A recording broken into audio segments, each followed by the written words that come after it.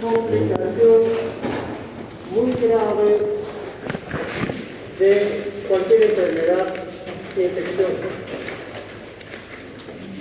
Esta complicación tiene un riesgo de muerte que va del 15 al 50%.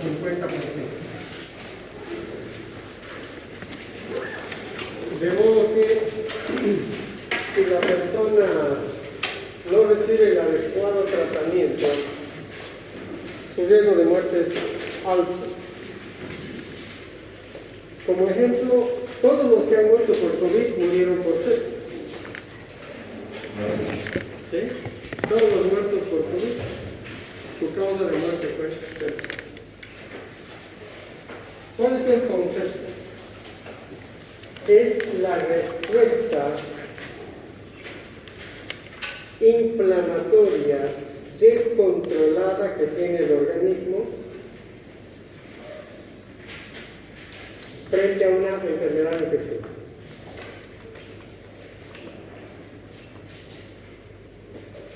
Esta respuesta descontrolada tiene que producir una complicación que es una disfunción orgánica. ¿De acuerdo? Entonces, ese es el nuevo enfoque de la sepsis, que tiene que haber una respuesta exagerada, descontrolada, que genera disfunción orgánica. Si no hay disfunción orgánica, eso no es sepsis.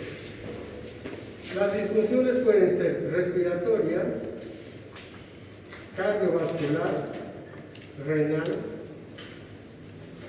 sistema nervioso central, metabólica,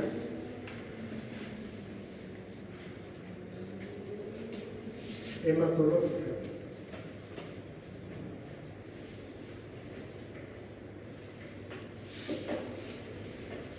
Entonces, tiene que haber una disfunción como evidencia de que hay sepsis. Si no hay disfunción, no hay sepsis.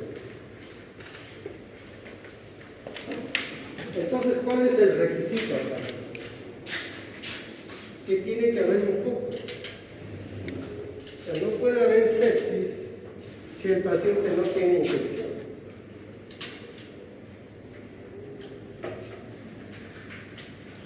Entonces, tiene que haber un foco. Y los focos más importantes son el respiratorio, el urinario y el partes blandas como causas más importantes. Es decir, que la enfermedad le da al paciente las horas suficientes para recibir un buen tratamiento y le da al médico tratante las horas suficientes para evitar esta complicación.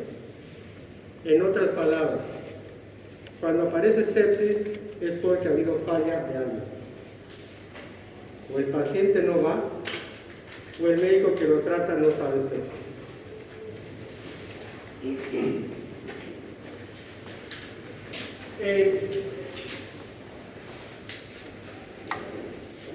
¿Qué componentes tiene la respuesta desordenada? Uno de los componentes es que hay un aumento de la inflamación. Otro de los componentes es que hay una disminución de la fibrinosis.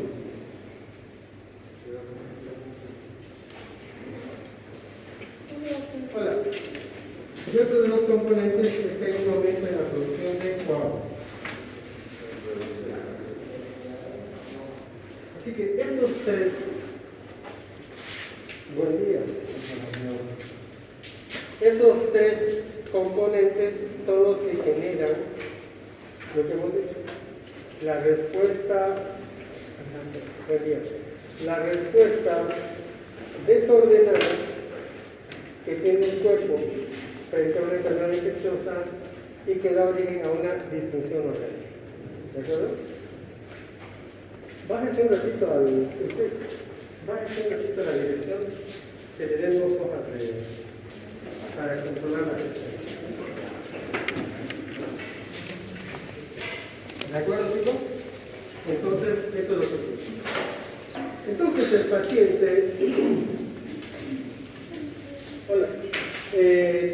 tiene neumonía, infección urinaria, infección de piel, partes blandas, que si no es tratada va a terminar en sepsis y va a producir la muerte del paciente. O en el caso del COVID, que si no es adecuadamente tratada el COVID, va a producir la muerte del paciente por sepsis. ¿De acuerdo? O fiebre hemorrágica boliviana, o entonces ¿qué? Entonces, cuando aparece esta enfermedad es porque o el paciente no fue, o el médico que lo trata no sabe. Bueno, entonces, ¿cómo se manifiesta la disfunción respiratoria? Porque aparece un cuadro de insuficiencia respiratoria. ¿Cómo se manifiesta la disfunción cardiovascular? Con un estado de shock séptico. La disfunción renal, insuficiencia renal aguda. Sistema nervioso central, deterioro de las funciones mentales superiores. Metabólica, acidosis metabólica severa. Hematológica, coagulación intravascular diseminada y plaquetopenia. Es decir, que hay manifestaciones sistémicas que muestran que el paciente está grave y que a medida que pasa el tiempo esa gravedad aumenta. En otras palabras, cuando el paciente se interna, el médico tiene una hora para hacer diagnóstico, para tomar cultivos y para iniciar tratamiento. Si lo hace, o sea, los estudios han demostrado que si se hace eso en la primera hora, el riesgo de muerte del paciente es 20%.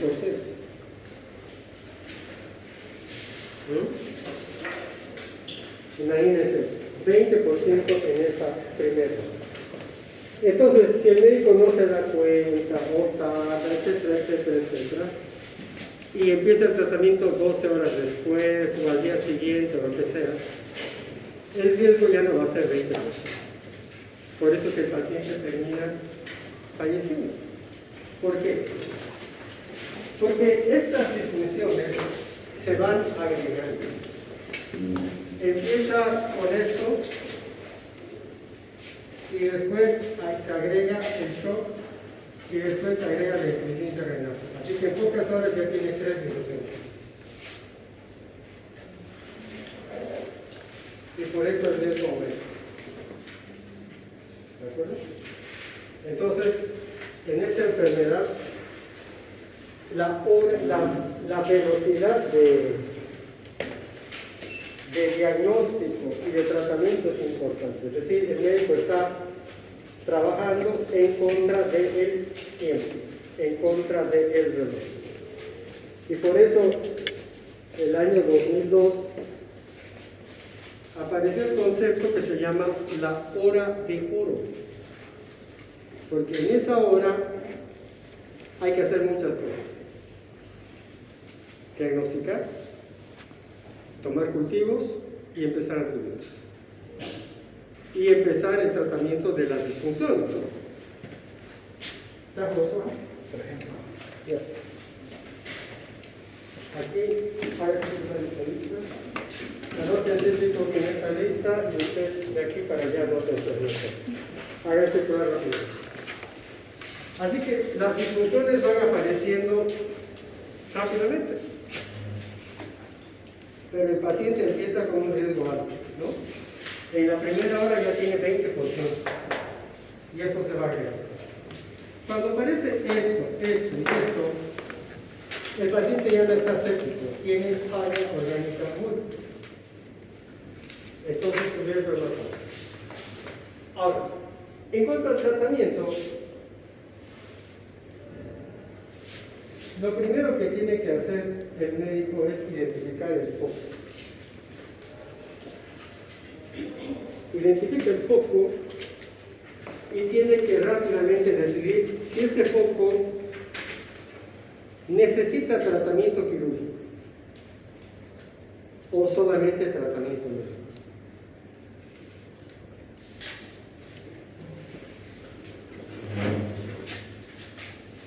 Segundo, tiene que tomar hemocultivo. Y cultivos.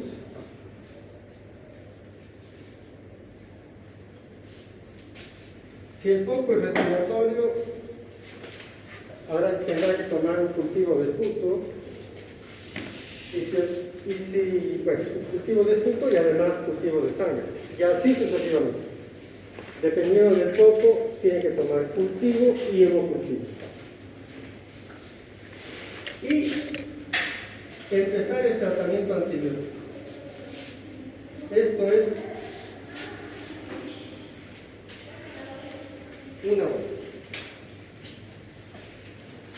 Entonces, si el paciente tiene neumonía como causa de la sepsis, una vez hecho todo esto, el médico tiene que decidir empezar un tratamiento que sea efectivo contra la neumonía. Entonces,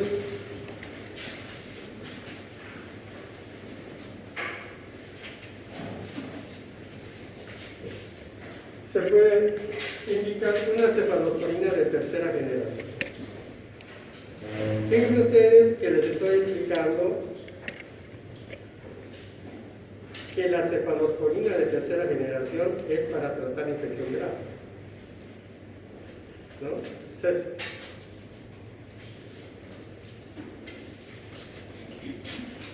¿Por qué? Porque con este esquema de amplio espectro va a poder tratar todas las bacterias que han producido la neumonía y que son las que están circulando en sangre y están dando origen a todo esto. Entonces, esto es el tratamiento racional. ¿De acuerdo? Entonces, ¿cómo ustedes están llevando farmacología? ¿No es? En farmacología, hablando de antibióticos, de una cefalosporina de tercera, ¿alguno de estos antibióticos tiene función ansiolítica?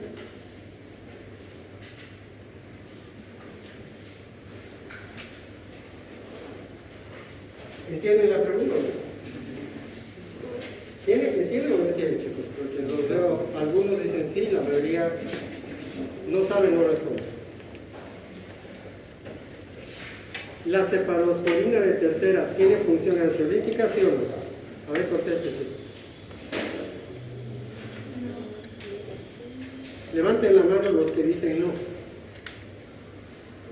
Ya. Levanten la mano los que dicen sí. Levanten la mano los que no saben, no responden. Vale.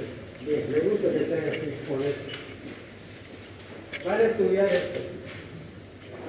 A no pensar eso. ¿Qué es lo que van a estudiar en las cefalosporinas de tercero? Espectro.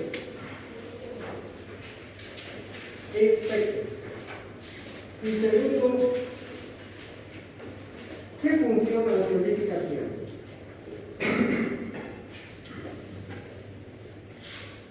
Eso me van a explicar la próxima clase.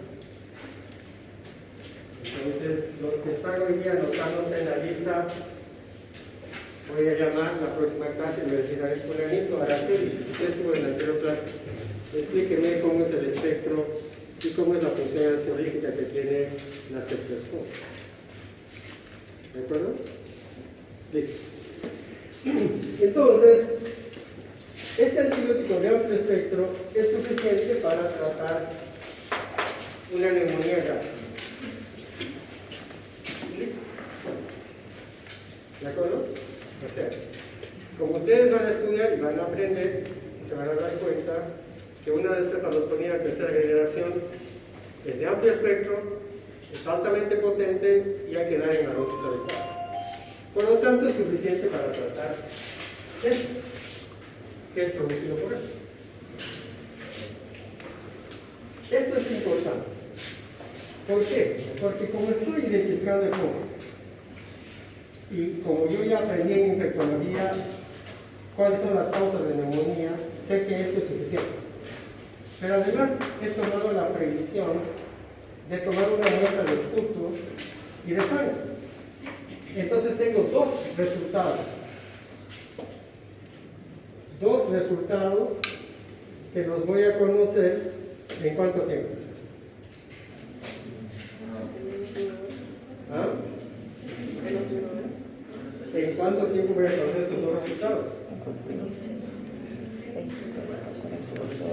48. No he llevado bacteriología, chicos.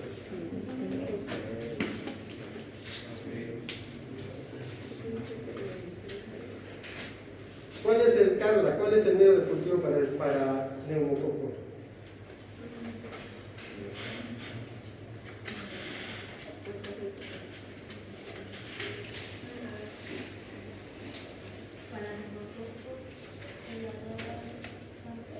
¿Qué cosa?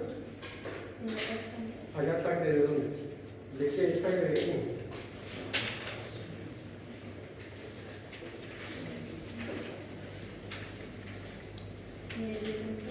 ¿De qué? ¿De qué? Obviamente, pero el allá sangre, ¿con qué sangre se prepara? Bueno, entonces chicos, necesitan volver a estudiar bacterias, ¿no?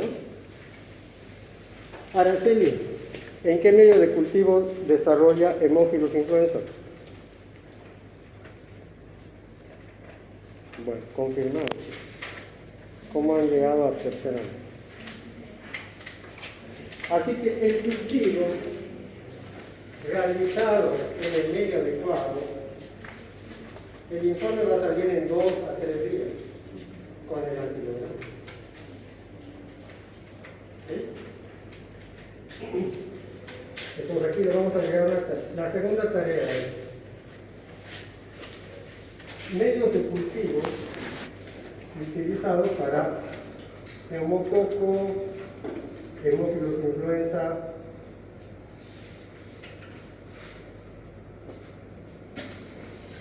y Moraxella catarrhal. Medios de cultivo para esas 3 bacterias. Tercera tarea. ¿Qué discos se colocan en el medio de cultivo para neumococo, para Haemophilus y para Moraxella? Eso han aprendido el año pasado. ¿Han aprendido o no?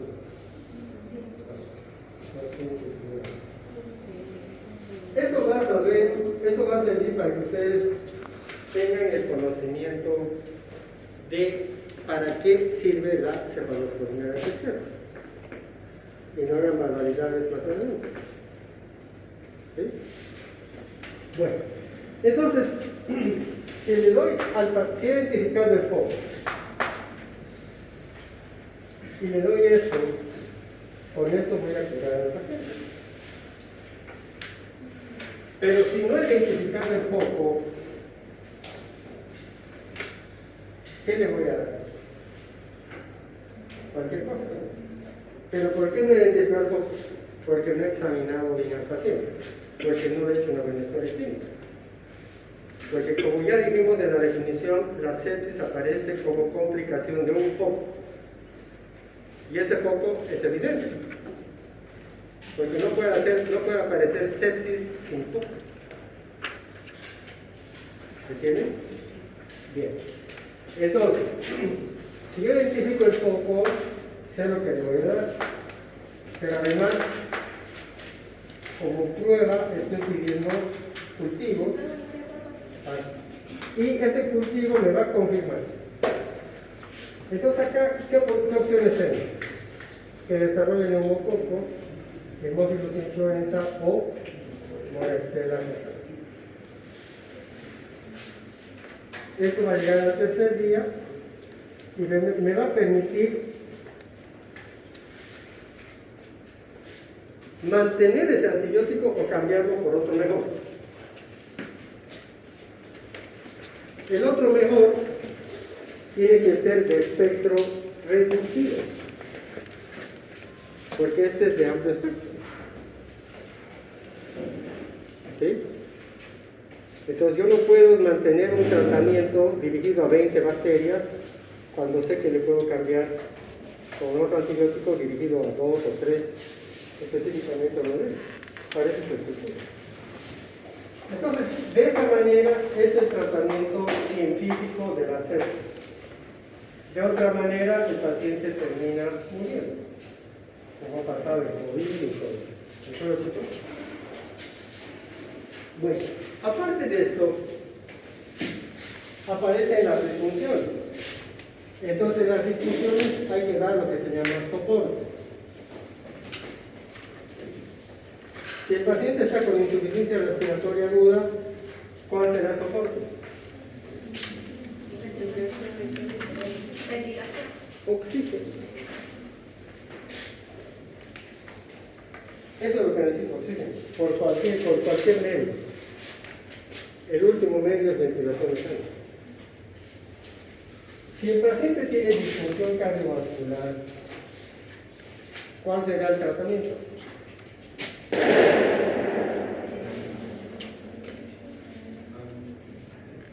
¿Cuál es la disfunción cardiovascular? Aumentar presión arterial para... ¿Qué dice aquí? Es shock séptico. Entonces, ¿cuál será el tratamiento del shock séptico?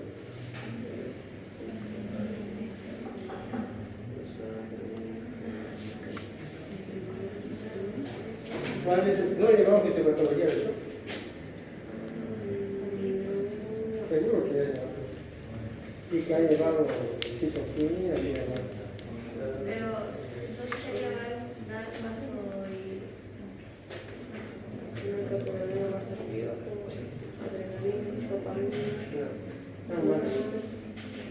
Bueno, hay que estudiar fisiopatología. Si el paciente está en shock, lo primero que hay que hacer es administrarle líquidos, mejorar la precarga. ¿Qué es la precarga? ¿Cómo se dice que no tiene nombre? Bien. ¿Qué es la precarga? ¿Cuál es el concepto?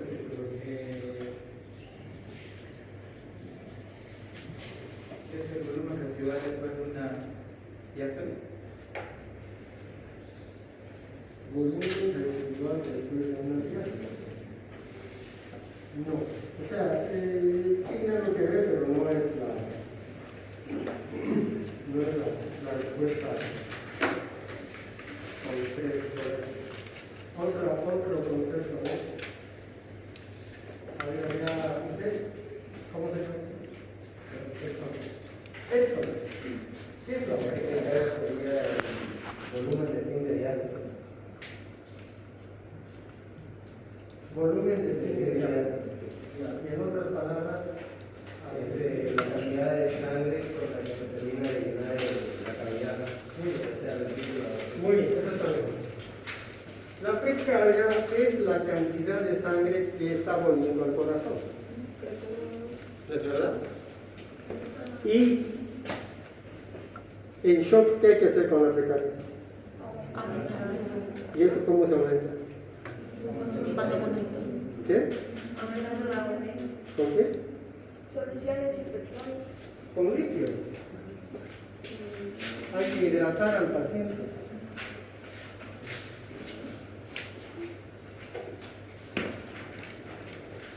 Entonces, el tratamiento siempre es basado en la fisiología. Y la fisiopatología es esta. Cómo una alteración X genera una disfunción X. Entonces yo tengo que aplicar la lógica en el tratamiento del paciente. Yo no le puedo meter la adrenalina de entrada. no voy a infartar. El paciente va a estar peor. Entonces, en el tratamiento básico se agrega lo que estamos identificando, soporte, ¿no? ¿De acuerdo? Entonces, la cuarta tarea es estudiar los soportes. ¿De acuerdo, chicos? La cuarta tarea es estudiar los soportes. ¿Sí? Bueno, si el paciente, si se identifica el foco y en la identificación del foco, el médico dice, no necesito operar para controlar el foco, y ha identificado bien el foco, y ha iniciado un tratamiento conociendo la epidemiología, la recuperación va a ser excelente. Rápidamente el paciente va a estar recuperado. De lo contrario, el paciente va a terminar muriendo. Entonces, eso es importante. En el foco hay que identificarlo bien para ver si el paciente no necesita cirugía. Pues si yo le doy antibiótico, le doy todo y no lo llamo cirujano, no sirve de nada. Porque puede pasar además que el cirujano diga, lo voy a operar cuando compensen al paciente. Gran equivocación. Porque justamente está descompensado porque hay un foco que no está límpido. Este es decir, un foco que está contaminado, está infectado. Entonces, si el cirujano no entra a limpiar, ese paciente nunca se va a recuperar, se va a morir. ¿Sí?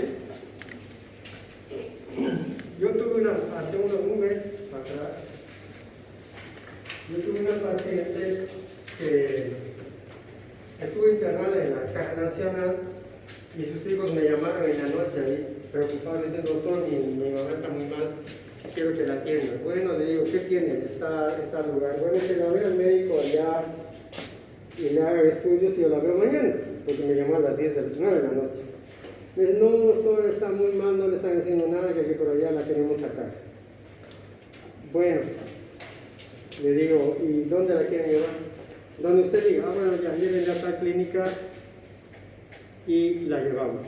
La llevaron y la atendimos, ¿no? Bueno, la estaban tratando como una sepsis de origen vesicular. Cuando la veo, la evalúo, en realidad su causa era una sepsis urinaria. Adelante, adelante. Y la causa de la sepsis urinaria era un cálculo que estaba enclavado en el uréter. Entonces le hicimos el tratamiento, lo llamé al urólogo para que ponga un catéter y descomprima la vía urinaria. En 2 días la paciente salió de la sepsis. La tuve en terapia 2 días, creo que fue el lunes y martes. Martes a mediodía la pasé a piso y el viernes le di de alta. Pero ¿cuál fue la causa? Que se controló el foco. Porque el antibiótico fue el mismo que estaba recibiendo en el otro hospital. Solo que ellos estaban manejando otro diagnóstico, que era complicaciones de la vía biliar. Y que tampoco el cirujano hizo nada. No dijo voy a sacar este cálculo, nada. Pero el diagnóstico en realidad era otro.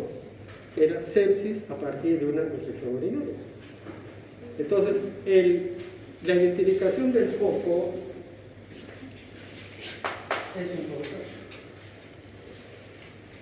Porque si no lo llamaba al urólogo para que descomprima ese cálculo, la paciente hubiera muerto, ¿no? ¿Sí? Entonces, la identificación del foco es fundamental. Porque no cambia el antibiótico. Estaba recibiendo un IPNER, dije, bueno, mantengamos el IPNER. Hagamos los cultivos, vino al urólogo, le puso el catéter doble coca, el cálculo se movió, permitió la circulación de orina y la paciente en 2 días salió de la sepsis. Así que el foco es importante. Uno tiene que rápidamente decir, ¿este foco necesita operación o no? No necesita operación, perfecto, entonces solamente el antígeno. Pero si necesita del cirujano, hay que llamar al cirujano. Y si el cirujano no quiere operar, hay que cambiar de cirujano, porque el paciente se va a morir. Sí, porque uno dice, ¿lo llamaron a tal? Sí, no quiere venir, dice que lo compensa. Ya pasó un día. Pues la paciente ayer estaba con una disfunción, para hoy día ya debe tener 2. Y si yo sigo esperando y digo, no, el cirujano no quiere venir, al día siguiente va a tener 3 y se va a morir. Con 3 disfunciones ya es difícil recuperar un paciente. Así que la identificación del foco es importante. ¿De acuerdo? Y eso es con semiología. Hablando con el paciente, examinando al paciente, identificando el foco. Pura clínica. ¿Sí? Bueno, entonces la última tarea que les di es tratamiento de lo que se llama sostén, ¿no? Sostén de las disfunciones. ¿De acuerdo? Bueno, todo esto ya lo han llevado en fisiopatología, ya lo han llevado en la escuela. Todo lo que van a hacer es aprender de una manera más práctica. Preguntas. ¿Qué pasa cuando el agente causal es resistente a todas las bacterias, después de haber hecho un antibiograma que procede aparte del soporte que se le da? Cambiar de antibiótico. Pero, a ver, vamos a suponer, esto es lo que normalmente hay en un paciente con neumonía. Pero vamos a suponer que lo que tiene es una pneumonía. ¿Sí? Ahora, yo puedo sospechar de la presencia de la pneumonía o no. ¿Puedo o no puedo? Bueno, puedo, ¿por qué? Porque en la historia clínica, cuando yo hablo con el paciente o con sus familiares, les tengo que decir, pues, ¿desde cuándo está enfermo? ¿Qué antibióticos ha recibido? ¿Dónde ha estado internado? Si me dice, está hace una semana y está con antibióticos de tal grupo, yo ya tengo que suponer que si el diagnóstico correcto del foco está bien, y la respuesta es porque la bacteria es multiresistente. Pero eso es en base a la historia clínica que le estoy haciendo al paciente, ¿no? En cambio, si el paciente dice, no, yo estaba bien, yo no tomo antibióticos, no tomo nada, en ese paciente las bacterias que van a aparecer son estas, las normales. En cambio, el paciente que dice, no, yo tomo antibióticos desde hace 3 meses, estoy internado hace 2 meses, me han puesto vancomicinas, ceftriaxona, imipenem, meropenem, como lo que normalmente pasa. Bueno, la bacteria que voy a aislar va a ser una bacteria multiresistente. En ese caso, yo ya no le daré proceso. Pensaré en administrar, digamos, meropenem. ¿Por qué? Porque yo ya sé que el paciente tiene factores de riesgo para bacterias multiresistentes gram negativas o gram positivas. Entonces, la historia clínica es lo más importante. Si la evaluación clínica que hace el médico no está completa, el paciente va a terminar muriendo con estos problemas. ¿Preguntas? Doctor, la neumonía siempre es recurrente, más que todo en los viejitos, ¿no? Los mayores de edad. Cuando ya se va administrado todo lo que son los antibióticos de tercera generación, inclusive ya se han aplicado el último que es el recurso que es el Inexolin, ¿será que vuelve a incidir la neumonía con la misma, digamos, capacidad antibiótica? A ver, usted dice neumonía recurrente, ¿no es verdad? Sí. ¿Qué significa eso? Supongamos que es un paciente que se lo ha tratado con diferentes, en el transcurso de su vida, con diferentes tratamientos antibióticos. Ya hasta el último intentamos con el Inexolin, ya el Inexolin lo controló un tiempo, pero luego la neumonía volvió a reincidir. Ya, perfecto. Bueno, eso no es neumonía recurrente. Neumonía recurrente es que una persona se infecta, se cura y después de un tiempo puede volver a tener neumonía. Eso es recurrente. Pero lo que usted dice es que una persona entra con neumonía, no se conoce la bacteria Se y conoce sigue. por el Staphylococcus aureus. Ya.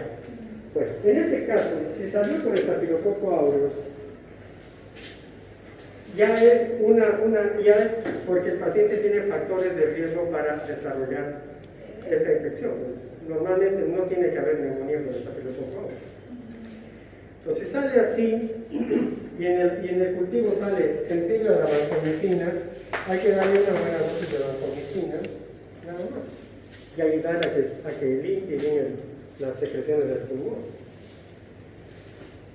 No necesita nada más, no necesita linezolid, que es de la misma potencia que la vancomicina, solo que es 10 veces más caro. Incluso en este paciente hasta la vancomicina, digamos, Todavía no hay todavía hasta que lo presenta la vancomicina en Santa Cruz. porque lo estaban tratando como ciprofloxacina, ¿verdad? Claro. Lo que yo he visto en la mayoría de los casos es que dan un tratamiento que no está bien dosificado, no saben lo que tiene el paciente y le meten todo. Entonces, esa es la falla. Entonces, si se da la dosis adecuada y se hace un buen manejo del foco, el paciente se va a recuperar. Se va a recuperar. Entonces, eso es importante. Y el estar seguro, es decir, ¿qué tiene el paciente? Neumonía. ¿Tiene un absceso pulmonar? No. ¿Tiene derrame pulmonar? No, solo es neumonía. Ah, perfecto, no necesita de otro tratamiento. Pero si el paciente tiene neumonía y derrame pleural, si no le saco el líquido, no va bien. Si el paciente tiene neumonía y absceso y no hago buen tratamiento del absceso pulmonar, no va bien. ¿Entienden? Esa es lo que es importante. El manejo del foco. Si no se hace control del foco, pónganle colistin, meropenem, vancomicina, linezolid, lo que sea, hasta que va a morir. ¿Por qué? Porque el foco no está bien manejado. Es como ustedes cuando se tapa el inodoro, cuando pasa mucho. Si el plomero no viene y destapa todo, no sirve de nada meterle Coca-Cola, meterle lavandina, todos los líquidos que ustedes ven en internet, no sirve de nada. El plomero tiene que identificar el lugar obstruido y permeabilizar.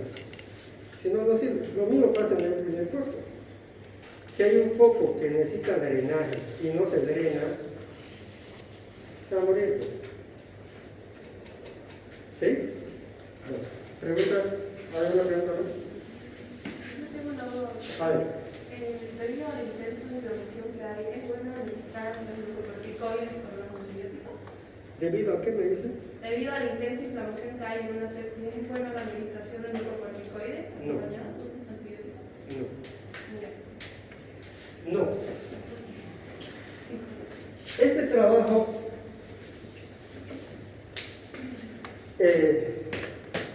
yo escribí el primer artículo de sepsis el año 94, cuando estaba terminando mi especialidad en medicina. Entonces, el concepto de sepsis en 94, hace 30 años, era cualitativamente diferente ahora.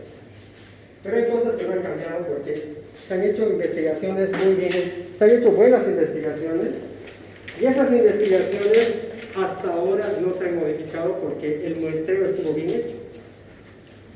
Entonces, cuando una investigación se hizo hace 30 años y sigue vigente hasta ahora, es porque el muestreo estuvo bien hecho y porque realmente ese conocimiento que se adquirió corresponde a la realidad.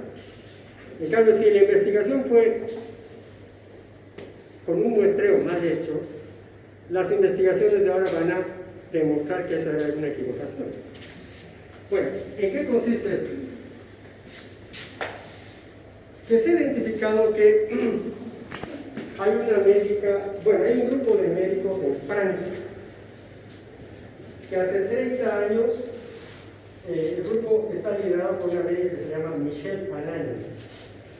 Esta médica lo que hizo fue clasificar a los pacientes con sepsis en tres grupos. Un grupo que tenía cortisol elevado, un grupo que tenía cortisol normal y un grupo que tenía cortisol bajo. Entonces, y a los tres les pusieron corticoides. ¿Quiénes sobrevivieron? Los que tenían cortisol bajo. ¿Quiénes murieron? Los que tenían cortisol normal y cortisol alto. ¿Qué demuestra eso? Que la indicación de corticoide solamente debe ser cuando el paciente tiene algún grado ¿de qué? ¿De qué? Algún grado de insuficiencia suprarrenal. Eso lo han llevado a fisiología, ¿no? ¿O no han sido alumnos del doctor Novales? Los que han sido, bueno, deben saber. Cuando el paciente tiene insuficiencia suprarrenal, en ese grupo se justifica administrar corticoides cuando está séptico. Si el paciente no se identifica eso, ponerle corticoide es agregarle un factor de riesgo más para que se muera. ¿Entiendes? Ese estudio se ha hecho lo han hecho un grupo de médicos franceses hace 30 años, el grupo de Michel Anani. Y ese grupo ha demostrado eso. Hasta ahora no ha habido ningún trabajo sobre sepsis que diga lo contrario. Así que cuando a mí me preguntan en las terapias, me dicen, doctor, ¿le pondré hidrocortisona? Le digo, ¿y para qué le va a poner? Es que tiene mucha inflamación, pero claro, ya sabemos que tiene inflamación, pero ¿cuál es su objetivo? Y ahí se queda. O dicen, es que mi jefe le da. Y al jefe le preguntan, ¿y por qué le da? Es que mi jefe le daba. Y así hay una cadena de tradición oral, ¿no? Pero tiene que haber un fundamento. El fundamento es séptico con insuficiencia suprarrenal. De lo contrario, al darle corticoide, lo único que le estoy quitando es ¿este medio que es un medio de qué es esto? Defensivo. Bueno, es así, es un medio de defensa. Y por eso el organismo pone en marcha su sistema de defensa. Así que el corticoide solamente cuando el paciente pertenece a un subgrupo que es séptico con insuficiencia suprarrenal aguda. Que hay que darle la dosis sustitutiva de hidrocortisona. ¿De acuerdo? Eso. ¿Alguna otra pregunta, chicos? Pero eso depende, como les digo, los trabajos científicos están bien planteados. Y lo más importante, con una buena muestra, ese resultado de hace 40 años sigue vigente hasta ahora, y todos los estudios sobre ese tema lo que hacen es verificar y certificar que eso estuvo correcto.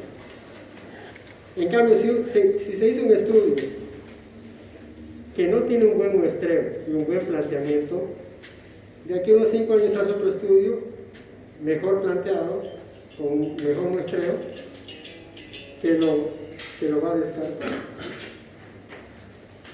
¿De acuerdo? Así que el muestreo es fundamental. ¿Qué más? ¿La sepsis es igual al SIRS? ¿A qué? Al SIRS. No. ¿No es el mismo mecanismo, la misma reacción de inflamación? No. Esto es sepsis. ¿Sí? En cambio, usted lo que dice es ¿no es verdad?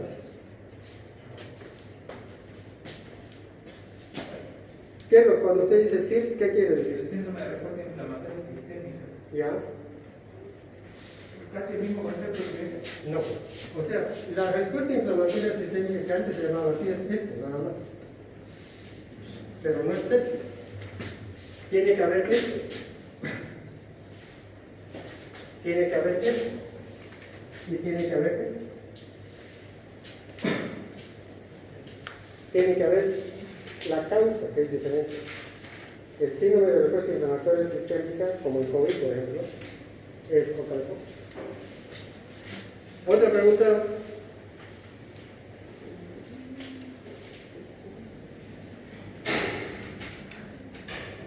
Ya, sus tareas están claras, ¿no es verdad? A ver, lea esta, ¿no? A ver, lea las tareas. 1. La primera tarea es estudiar el efecto de la cefalosporina y qué funciones científicas tiene. Bien. Segunda tarea. Investigar un medio de cultivo para neumococo, Haemophilus influenzae y moraxella. Bien. ¿Y en qué disco se utiliza para esto? ¿Qué disco se pone cuando se va a investigar el antibiograma? Ya. La otra tarea es estudiar, el tratamiento de sostén de las distintas disfunciones. Ya, por el tratamiento de sostén de cada disfunción. De cada disfunción. ¿Claro?